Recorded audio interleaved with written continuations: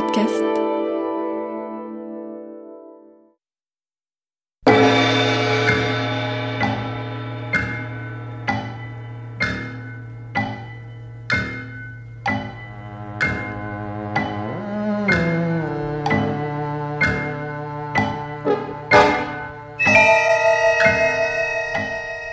Mystère, mystère.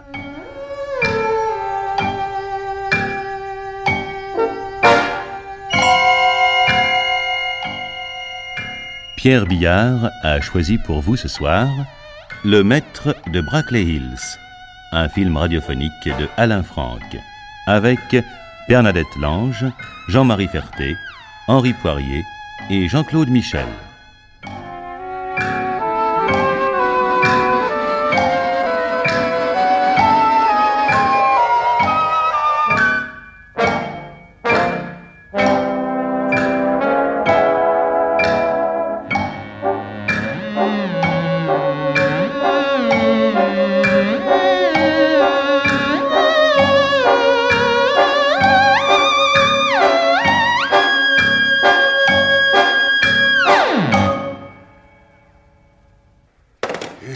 Le téléphone ne marche pas. Comme à chaque tempête de neige, les fils sont coupés. La dernière fois, nous n'avions pas d'électricité non plus. Il a fallu s'éclairer à la chandelle. Mais qu'allons-nous faire? Faudrait au moins prévenir son médecin. Et comment? L'un de nous pourrait descendre au village. Par ce temps, tu ne pourrais même pas traverser le parc. Non, Gérald, crois-moi, il faut attendre que le temps se lève. Et si la tempête dure 3 jours?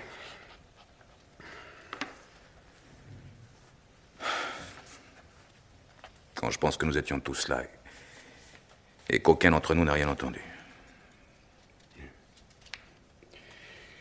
Où est ta femme, Gérald? Et elle prépare du café. Eh bien, vous pouvez le laisser faire aux domestiques. Ils ne sont pas encore réveillés. Il n'y a qu'à les appeler. Et Carole a pensé qu'il serait préférable de ne pas... Non, puisque nous avons du temps devant nous, je vais commencer à préparer la liste. Quelle liste? Celle des faire-part. Ça peut attendre. Il n'est jamais trop tôt pour commencer, on oublie toujours quelqu'un. C'est comme ça qu'on se fait des ennemis. Tu crois qu'il a souffert? Non, certainement pas. Tu l'as vu comme moi. Il a l'air calme, apaisé. Il aura au moins connu une grande joie avant de mourir. Nous étions tous là. Ses 3 fils. Je me demande s'il n'a pas eu une sorte de prémonition. Pourquoi avait-il tant insisté pour que nous venions tous les 3 passer le week-end à Brackley Manor? Cela ne s'était pas produit depuis si longtemps. 3 ans. Depuis 3 ans, exactement. Voilà le café. Je pense que nous en avons tous besoin.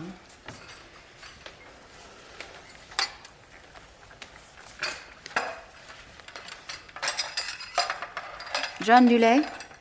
Non, merci, Carole. Henri? Je ne bois jamais de café.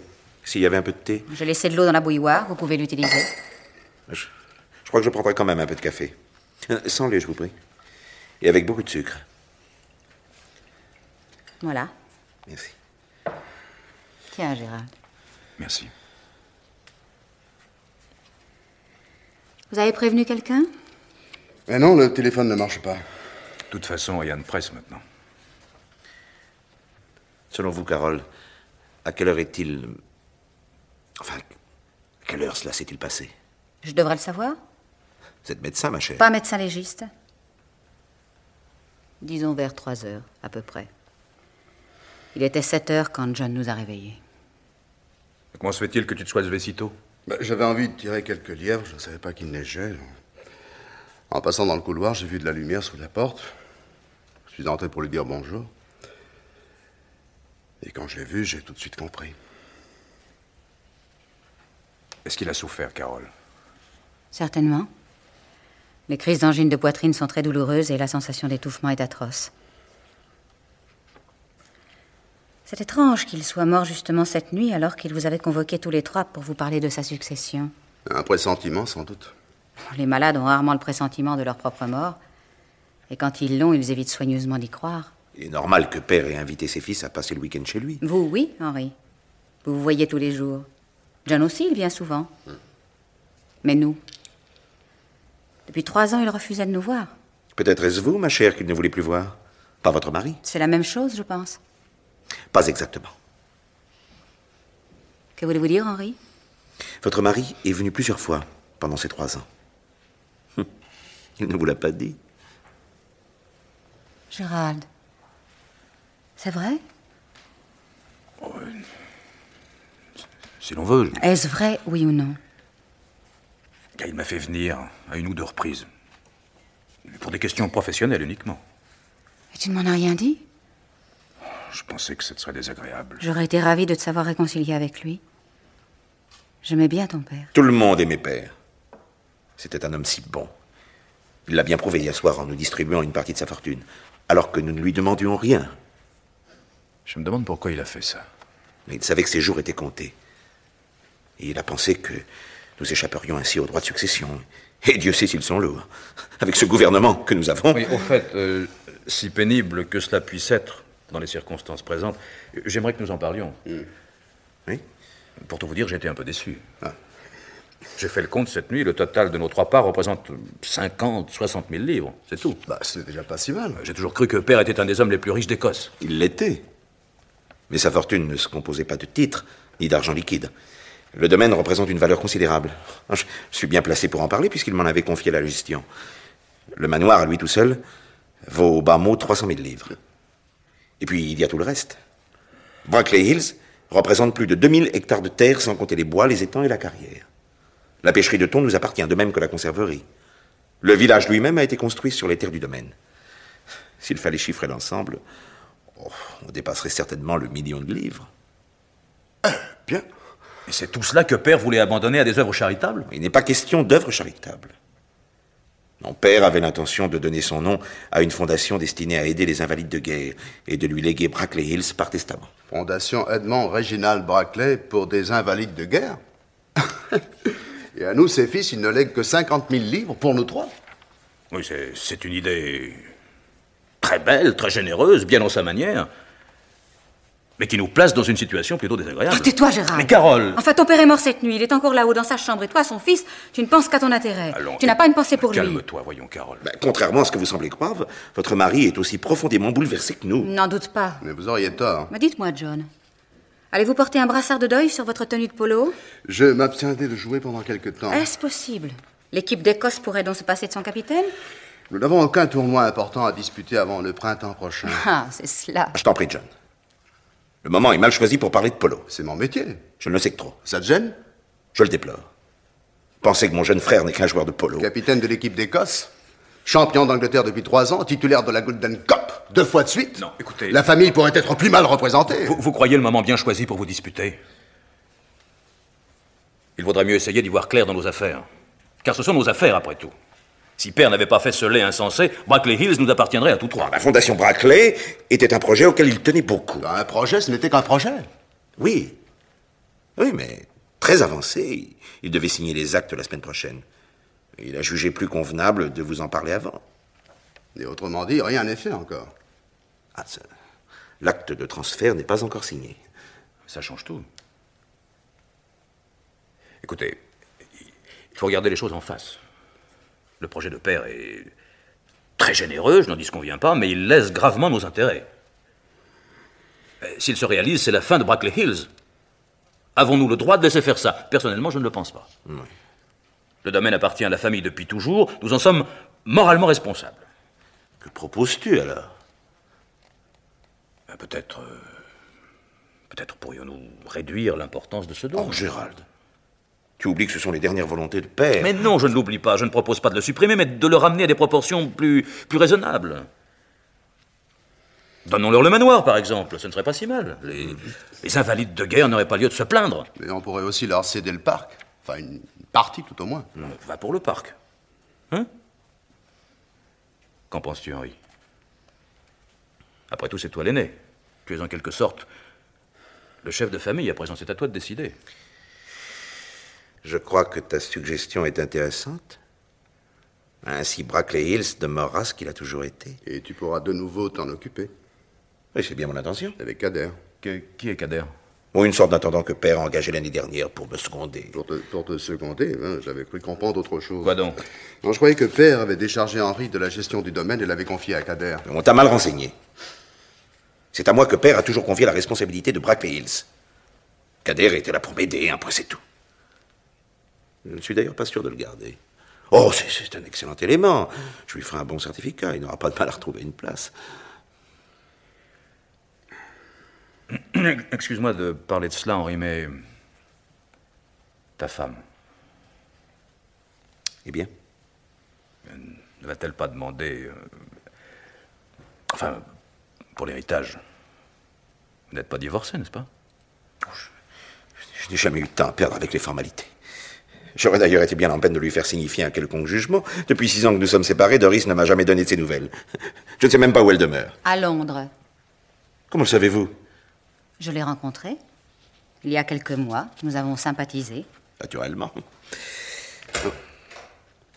Vous avez entendu? Ce sont probablement les domestiques. C'est l'heure à laquelle ils descendent habituellement. Il faudrait que quelqu'un les prévienne. Non, j'y vais.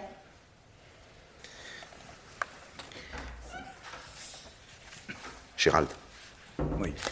Gérald, j'aimerais que tu interviennes auprès de ta femme pour qu'elle fasse preuve d'un peu plus de tenue.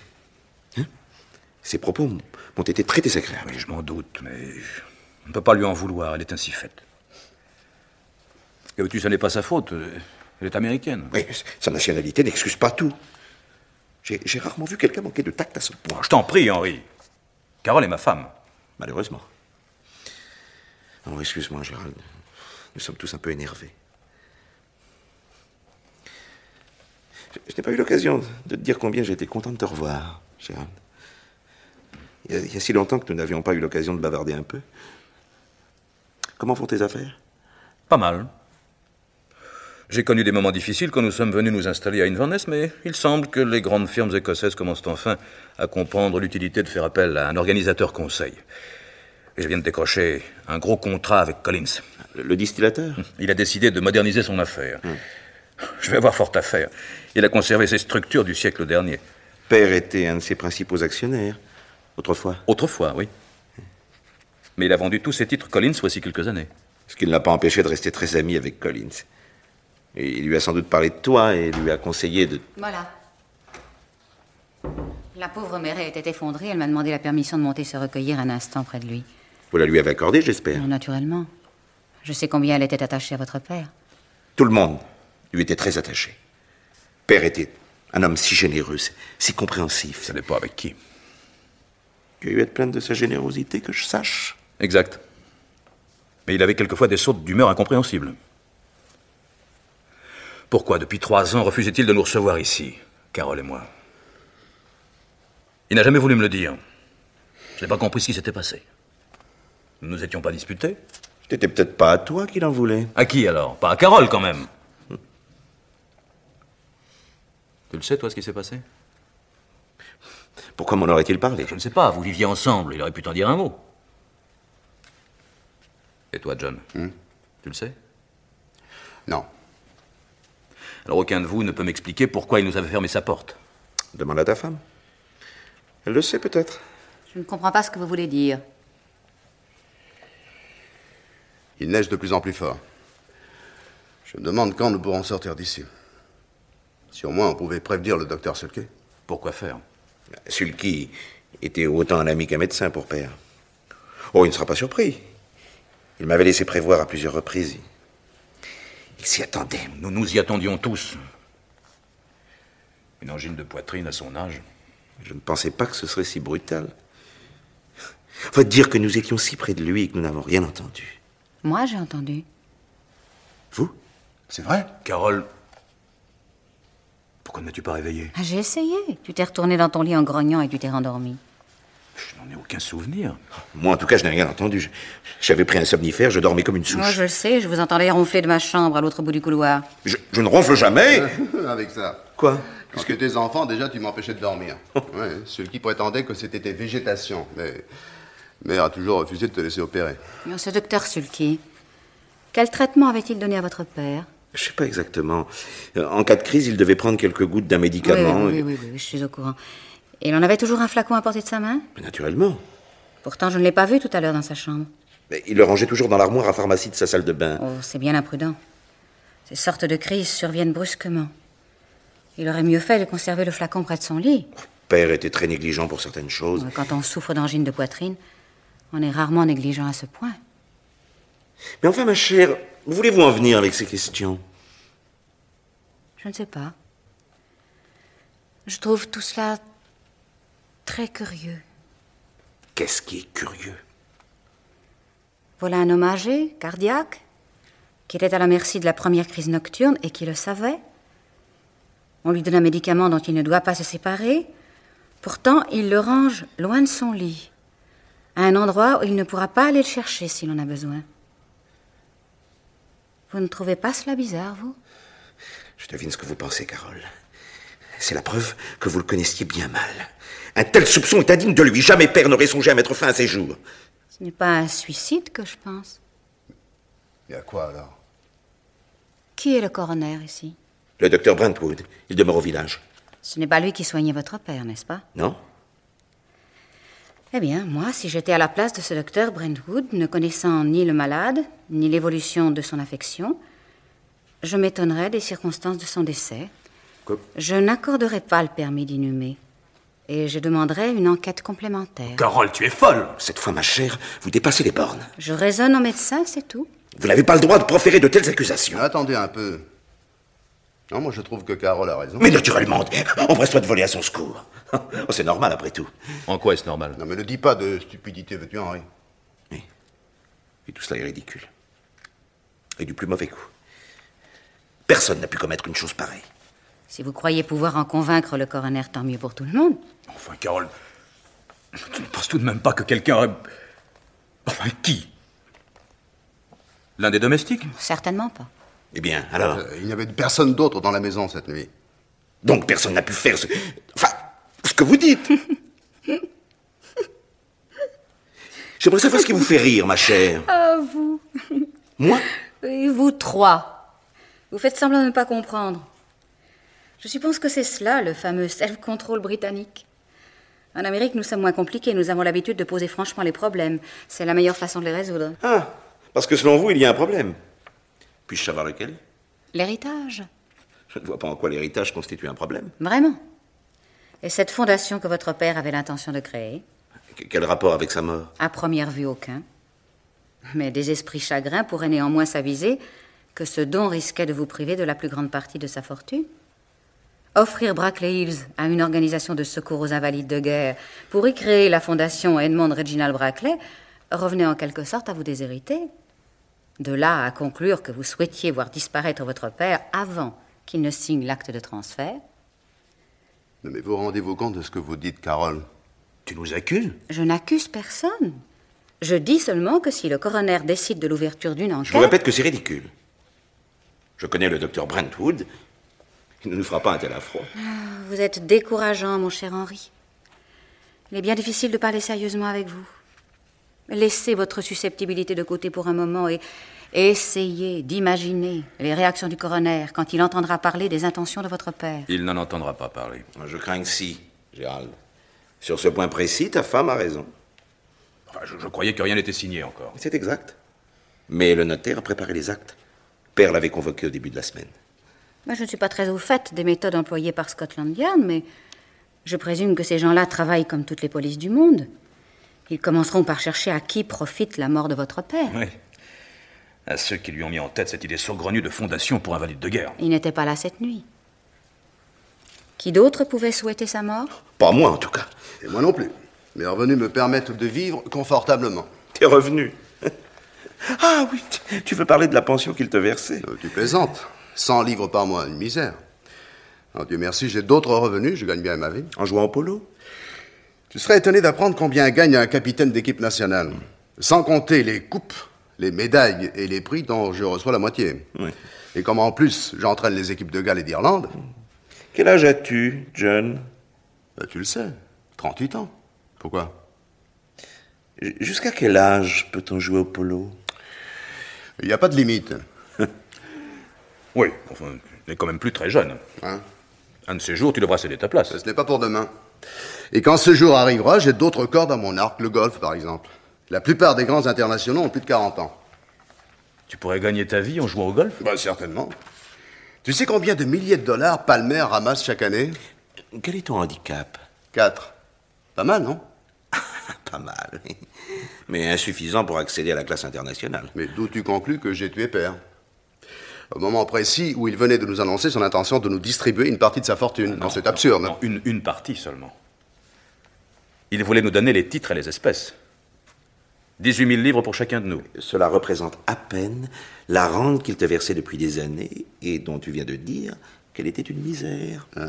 Ah ça, mais on dirait que je suis sur la sellette. Mais vous deux, la mort de notre père ne vous rapporte rien? À toi, Gérald, par exemple. Strictement rien. La mort de père me bouleverse, un point c'est tout. Je n'ai pas besoin de sa fortune. Je ne peux pas dire que je sois riche, non?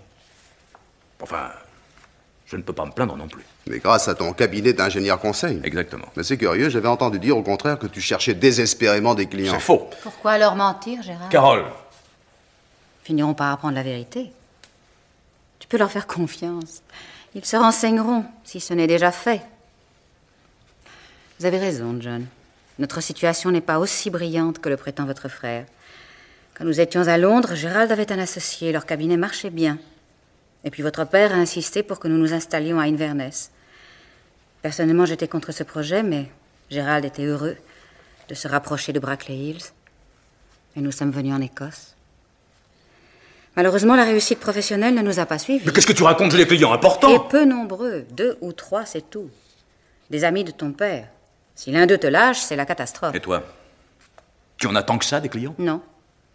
Depuis que nous sommes à Inverness, mon salon d'attente est vide. À croire que les enfants écossais ne sont jamais malades. Vous êtes étrangère, ma chère. Ce sont des choses qui comptent ici. À Londres aussi, j'étais étrangère. Pourtant, mon carnet de rendez-vous était plein 15 jours à l'avance. Londres est une très grande ville. Les maladies sont probablement moins sensibles aux origines de leurs médecins. Vous avez bien dit aux origines. Alors c'est de cela qu'il s'agit. Je comprends maintenant. Vous avez raison, Harry.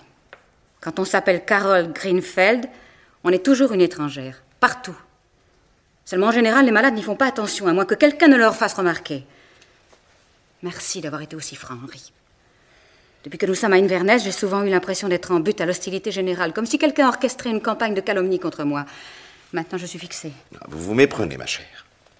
Si cette prétendue campagne de calomnie existe, ce dont je doute fort, et si quelqu'un en est à l'origine, ce n'est pas moi.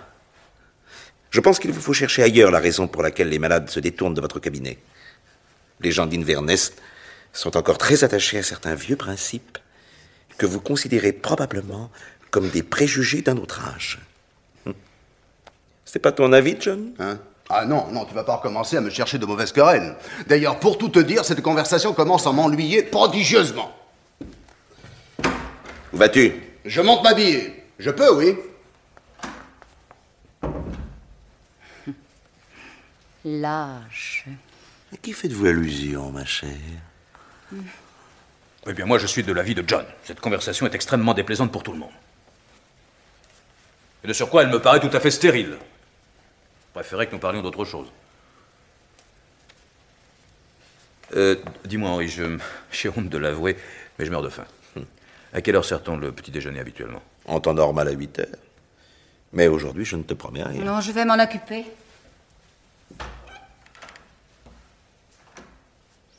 Oui, je sais ce que tu vas dire, et tu auras raison. Mais elle n'est pas dans son état normal, après ce qui s'est passé, forcément. Un médecin devrait être capable de maîtriser ses nerfs. Mais nous sommes tous énervés.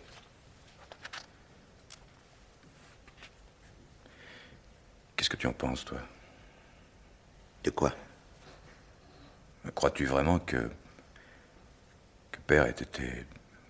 Je suis certain que non. Les théories de ta femme sont absurdes. Ouais. Henri, je voudrais te poser une question. Je t'écoute. Tu promets de me répondre franchement? Si c'est possible. Je suis sûr que c'est possible. Si tu le veux. Pourquoi Père refusait-il de nous recevoir? C'est à lui que tu aurais dû le demander. Je l'ai fait. Que t'a-t-il répondu? Rien. Rien, il ne voulait pas me donner d'explication. C'était donc pas à moi de le faire. Henri, maintenant qu'il n'est plus là. Ah, n'insiste pas, Gérald. Tu le sais, toi, hein? Elle te l'avait dit? Non, pas lui. Qui alors? Je ne me souviens pas. Alors, ne te moque pas de moi. Quoi, c'était à cause de ce qui s'est passé autrefois? Avant qu'il ne m'oblige à entrer dans l'armée? Je vois pas ce que tu veux Mais dire. si, voyons. Quand j'étais au collège. Ah, tu veux parler de ce larcin dont on t'avait accusé? Oui. Oh, je crois qu'il avait oublié depuis longtemps. Alors? C'est parce que j'ai quitté l'armée? Non. Non. Cela ne lui a pas fait plaisir, bien sûr, surtout dans ces conditions. Mais enfin, il avait passé l'éponge. Tu en es sûr? Ah, tout à fait. D'ailleurs, il l'a prouvé quand il t'a demandé de venir t'installer à Inverness avec ta femme, pour être plus près de lui. Il t'aimait beaucoup, tu sais. Oh.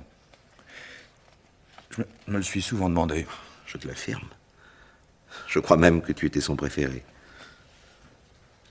Mais dans ce cas, que lui avais-je fait? Rien. Tu n'étais pas en cause. Qui alors? C'est tout ce que je peux te dire, Gérald. J'ai déjà trop parlé. Non, je veux savoir, Henri. Qui est en cause, si ce n'est pas moi? Carole? Oui. Pourquoi? Qu'est-ce qu'il y a eu? N'insiste pas, Gérald, je te le demande. Je veux la vérité. Non, tu ne sauras que... Je veux la vérité, Henri, tu m'entends? Je veux savoir la vérité. Père ne désirait pas que tu la connaisses. C'était pas de moi que tu l'apprendras. Il n'y a que toi qui puisse me la dire. Je t'en prie, Henri. J'ai le droit de savoir. Père estimait que non. Non, c'était pas mon rôle de... Le petit déjeuner sera prêt dans 20 minutes. Je dis à Mary de le servir dans la salle à manger. Je crois que je vais faire comme John et monter m'habiller. J'ai horreur de traîner en robe de chambre.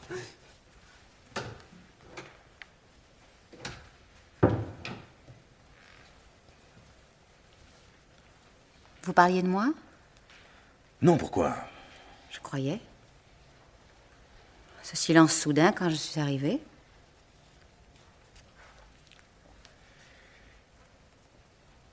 J'ai demandé à Henri pour quelle raison Père ne voulait plus nous recevoir. Je m'en doutais. Que t'a-t-il répondu? Rien.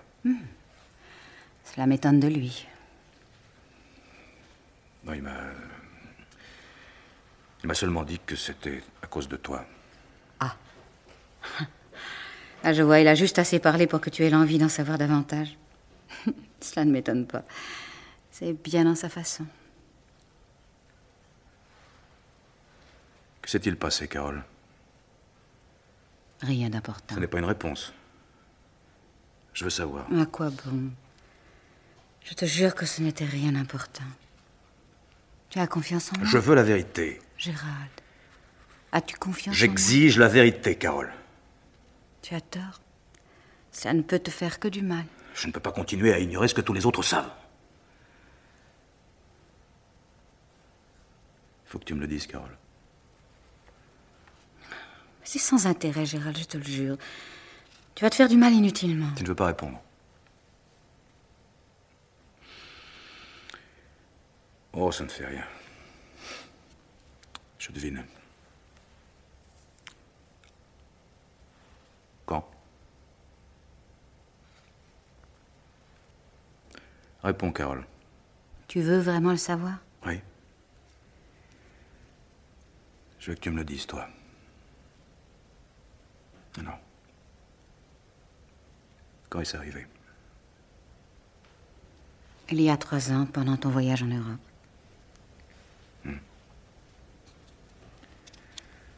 Avec qui? Je ne te le dirai pas. Oh, si. Si, tu me le diras. Non. Je te jure que si. Ce serait trop facile. Ah, je comprends à présent. Tout le monde est au courant. Toute Inverness sait ce qui s'est passé. Toute Inverness, mais pas moi. Non, c'est dans la tradition. Le mari est toujours le dernier à apprendre ces choses-là. Je veux son nom, tu m'as compris, Carole? Lâche-moi. Le nom de ton complice. Lâche-moi, Gérald. Tu essaies de le protéger. Ah, imbécile. Mais oui, c'est ça, tu essaies de le protéger. Parce que ça continue entre vous. Dès que j'ai les talons tournés, tu cours le rejoindre. Ça suffit, Gérald, tais-toi. Tu me dégoûtes. Je t'en prie, ne joue pas les pudibons, le rôle te va mal. Moi aussi, je suis au courant de certaines choses. Lesquelles? Tes aventures. Et Dieu sait s'il y en a, ta secrétaire, la petite Stanmore, Jennifer et toutes les autres. Mais... comment le sais-tu? Peu importe, je le sais, ça suffit. Mais pourquoi ne m'en as-tu jamais rien dit? J'ai estimé que je n'avais pas le droit de te faire des reproches. Ah, c'est bien vrai. Une femme comme toi... Assez de grands mots, Gérald, s'il te plaît. Tu es mal placé pour me donner des leçons, mon pauvre ami. J'ai mis longtemps à découvrir qui tu étais réellement. Si je l'avais su plus tôt... Eh bien? Qu'aurais-tu fait si tu l'avais su plus tôt? Tu ne m'aurais pas épousé? Peut-être pas. Quand je t'ai connue, je me suis laissé éblouir comme une sotte que j'étais. Ce fringant capitaine que son gouvernement envoyait en mission à Washington. Tu m'as parlé de ta famille, de Brackley Hills, de tes ancêtres, de votre nom que l'on retrouvait à toutes les pages de l'histoire de l'Écosse. Oui, je me suis laissé éblouir comme une gamine. J'ai cru t'aimer. Tu as cru m'aimer? Non. Je t'aimais. Et malheureusement pour moi, je continue à t'aimer. Je suppose que je dois prendre ça pour un compliment. Non. C'est un aveu de faiblesse de ma part, rien de plus.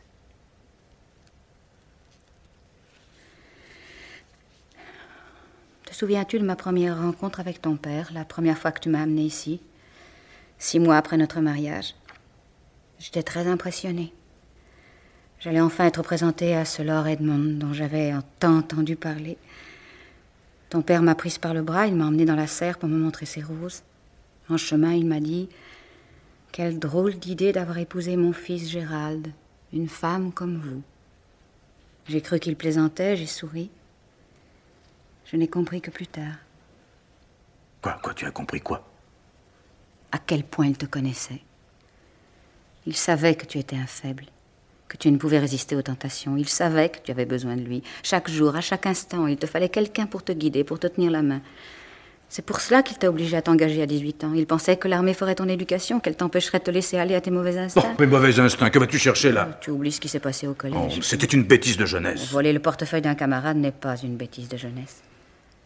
Quant à l'armée, malheureusement, elle n'a pas réussi à t'assagir. On t'a obligé à la quitter. J'ai démissionné. Tu n'avais pas le choix. C'était cela ou le scandale. Ton père t'a aussitôt repris en main. Il a estimé que ces quelques années pendant lesquelles tu avais été officier d'administration avaient dû t'apprendre quelque chose et il t'a donné les fonds nécessaires pour que tu ouvres un cabinet d'ingénieur conseil. Il ne m'a rien donné du tout. Il m'a prêté de l'argent. Je lui ai tout rendu, jusqu'au dernier penny. Presque tout. Tu lui devais encore quelques milliers de livres lorsqu'il t'a suggéré de venir t'établir à Inverness. Sans doute estimait-il que Londres était trop loin d'ici pour qu'il puisse te surveiller efficacement. Et naturellement, tu t'es empressé d'accepter. Mais pourquoi aurais-je refusé? L'Écosse est mon pays. À Londres, tu avais des clients, un associé. Tu as tout quitté pour venir t'installer ici, sans savoir ce que tu trouverais, simplement parce que ton père t'avait demandé de te rapprocher de lui. Il me semble que les circonstances m'ont donné raison. J'ai retrouvé des clients. Les entreprises importantes ont fait appel à moi. Grâce à ton père, une fois de plus. S'il n'avait pas suggéré à certains de ses amis de te prendre comme conseil, tu en seras encore à attendre qu'un client veuille bien se présenter. Et quand il nous a fermé sa porte, tu as tout fait pour le revoir. À quelle bassesse as-tu consenti pour qu'il te fasse venir ici, ne serait-ce qu'une fois? J'aimerais le savoir. Et tout cela, bien entendu, tu l'as fait en te cachant de moi. Je te l'ai déjà dit, je craignais que cela ne te soit désagréable. J'aurais préféré l'apprendre de ta bouche plutôt que d'en être informé par tes frères. Ça suffit, Carole! Tu essaies de détourner la conversation. Tu parles de moi, de mon père, mais tu n'as toujours pas répondu à ma question. Quelle question? Tu le sais très bien. Le nom de cet homme avec lequel tu m'as ridiculisé. Si quelqu'un a été ridiculisé, ça n'est pas toi. Assez! J'exige de savoir! La prise de courant de la salle de bain ne marche pas, j'ai été obligé de me servir d'un vieux rasoir à lame. Ça, je me suis coupé je ne sais combien de fois. Mais qu'est-ce que vous avez tous les deux? Tu en fais une tête, Gérald. Qu'est-ce qui se passe? Je viens d'apprendre que ma femme a un amant. Tout simplement. Que ta femme a eu un amant. C'est la même chose. C'est très différent. Pas pour moi. Je te répète que cela n'a eu aucune importance. À tes yeux, peut-être. Et toi, John? Tu le savais, toi aussi, naturellement. Tu le savais, n'est-ce pas? Non. Mais si! Tout le monde est au courant, toi comme les autres. J'en ai vaguement entendu parler. Mais s'il fallait attacher de l'importance à tous les ragots... Un ragot? Mais enfin, comprends-tu qu'il s'agit de ma femme? Qui est-ce, John? Je ne sais pas. Tu mens. Non. Elle te l'a dit elle-même. Aucune importance. C'est un accident, en quelque sorte. Mais il faut la croire, Gérald. Enfin, ne peux-tu la laisser en paix? Son nom, John, tu le connais. Non. Je crois que vous feriez mieux de lui dire la vérité, John. Vous n'osez pas. C'est lui, Gérald. Lui? Lui qui, lui? John, ton frère. Espèce de salaud! Non, mais salaud! Un peu de tenue, Gérald.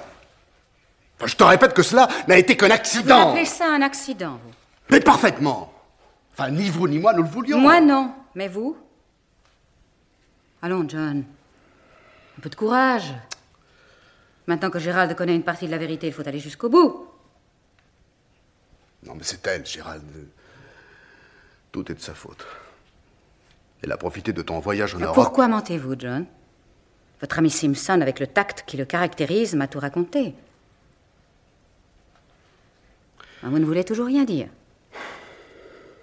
Ah, il faut que ça soit moi qui parle. Non, Carole. Soit. Tout a commencé à son club, un samedi soir.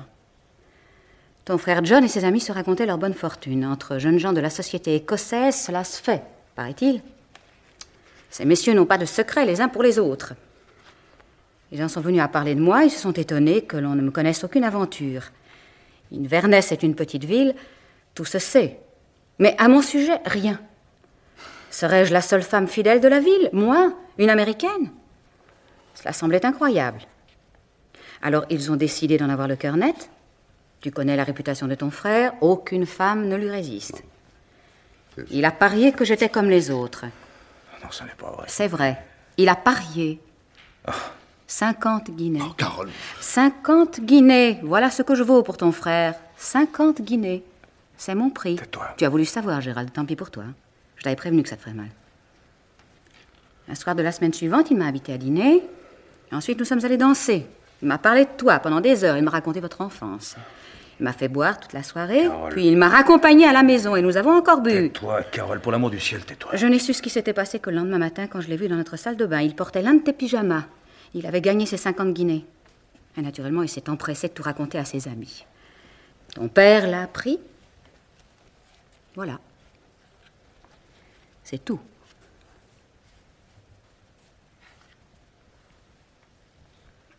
C'est ignoble.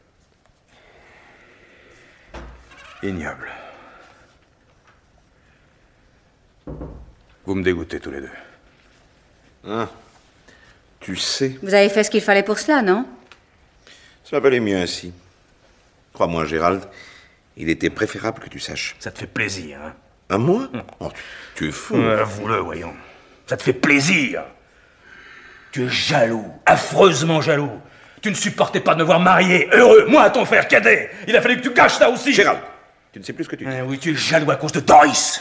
Ta femme t'a abandonné, Henri.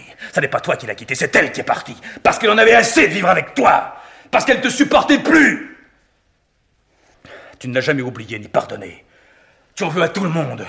Comme si tu n'étais pas le seul responsable. Tu ne supportes pas de voir quelqu'un heureux près de toi. Tu es aigri. Gérald, mesure tes paroles, je te prie. Tu oublies à qui tu t'adresses. Oui, c'est ça. Joue les frères aînés, les chefs de famille. Donne des conseils, des ordres. Essaie de nous rendre tous malheureux, comme tu l'es depuis que Doris est parti. Oui, tu es aigri. Oui. Et en plus, tu as peur.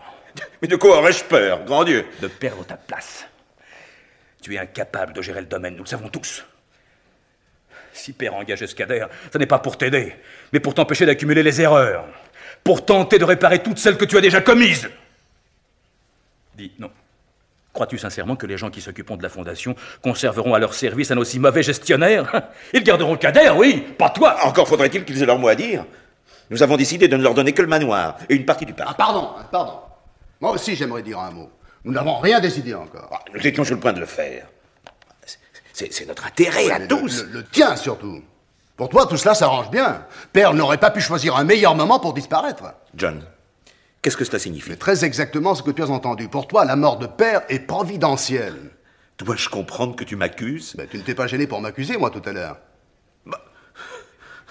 Tes insinuations sont méprisables. Mais je n'insinue rien, je constate, c'est tout. Tu constates, hein? J'aimerais savoir ce que tu constates. Peut-être vas-tu prétendre que j'ai caché le flacon pour que Père ne le trouve pas au moment de sa crise. Tu en serais capable. Incroyable, incroyable.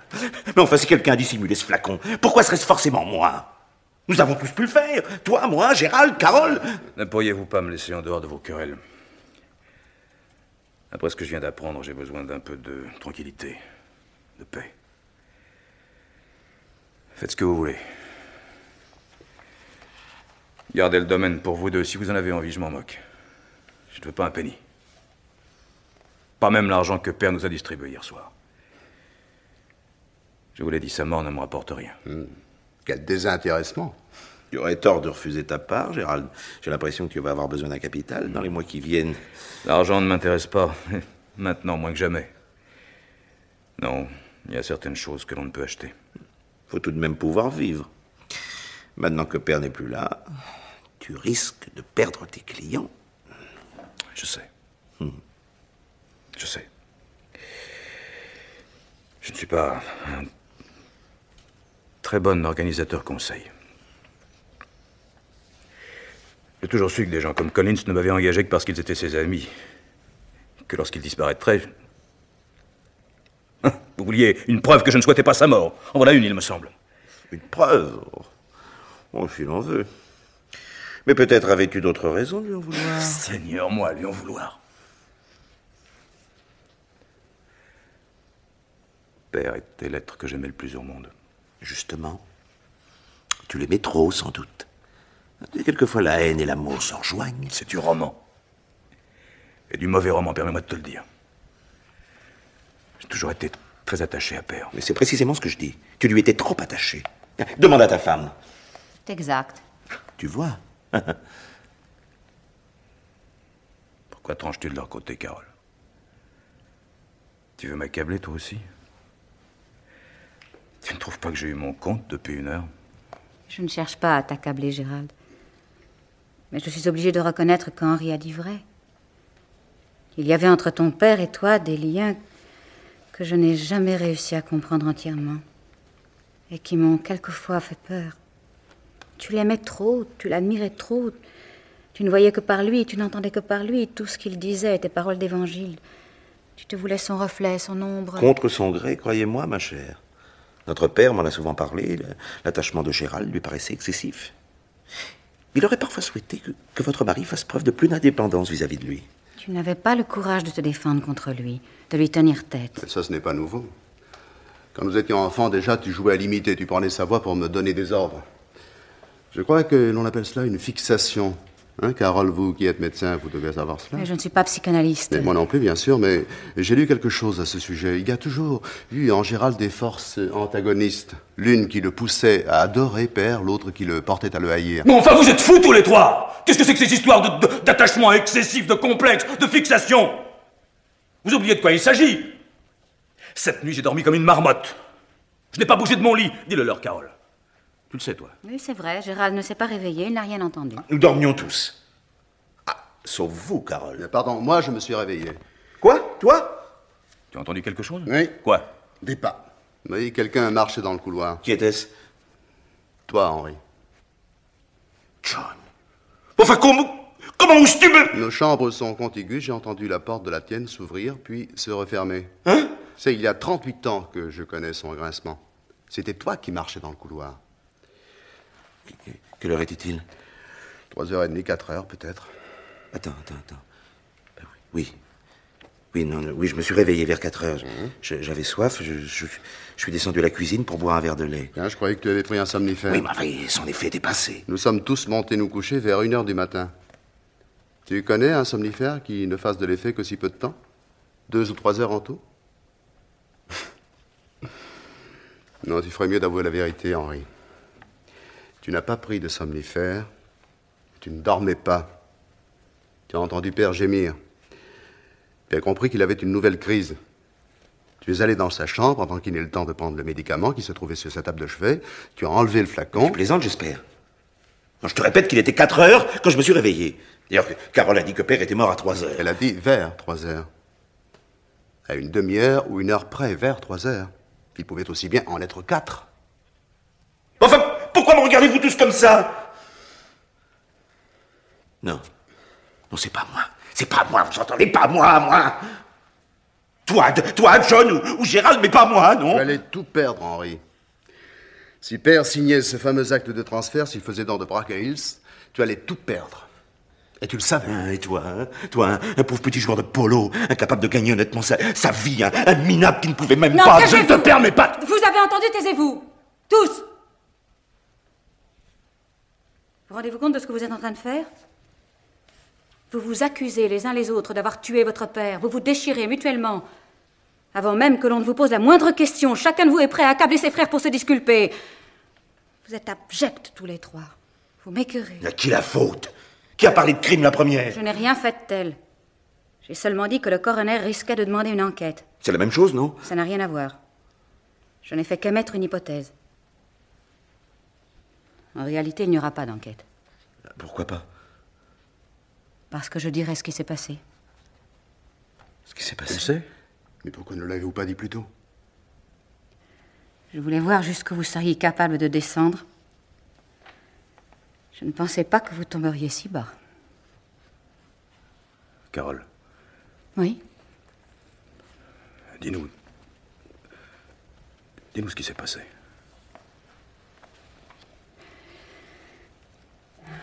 Vers 3 heures, cette nuit, j'ai entendu un gémissement. J'ai su tout de suite que cela venait de la chambre de votre père. Tu dormais, Gérald. Et d'ailleurs, qu'aurais-tu pu faire? Je me suis levée et j'y suis allée. Il avait une crise. Il étouffait. Il ne pouvait pas parler. Je ne savais pas où se trouvait son médicament. En fait, cela n'aurait pas suffi. La crise était trop grave.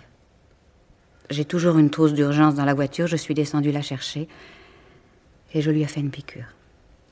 Cela lui a procuré un peu de répit. Il a repris conscience.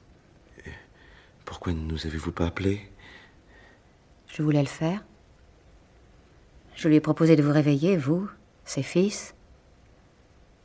Il a refusé. Il m'a demandé de rester près de lui, seul avec lui. Je crois qu'il avait très peur. Il allait mourir et il le savait. Il avait toute sa lucidité. Il m'a parlé. Que vous a-t-il dit? Des mots que je n'oublierai jamais. Il a dit... Je me suis trompée sur votre compte, Carole. Je vous demande pardon. Et puis? C'est tout. Quelques instants plus tard, il était mort. D'une crise d'angine de poitrine. Et il n'y a rien eu d'autre. Personne ne l'a tué.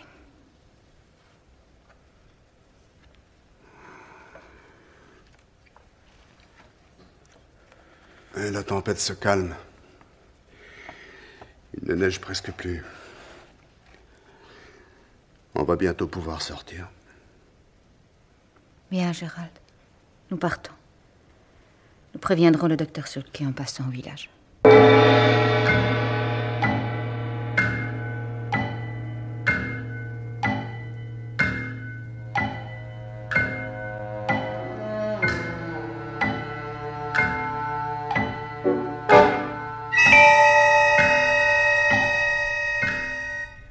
Pierre Billard avait choisi pour vous ce soir Le Maître de Brackleigh Hills, un film radiophonique d'Alain Franck, avec Bernadette Lange, Jean-Marie Ferté, Henri Poirier et Jean-Claude Michel. Chef opérateur du son, Robert Lavoignat. Collaboration technique, Daniel Lefez. Bruitage, Claude Knosp. Assistante, Yvonne Despuy. Réalisation, Pierre Billard.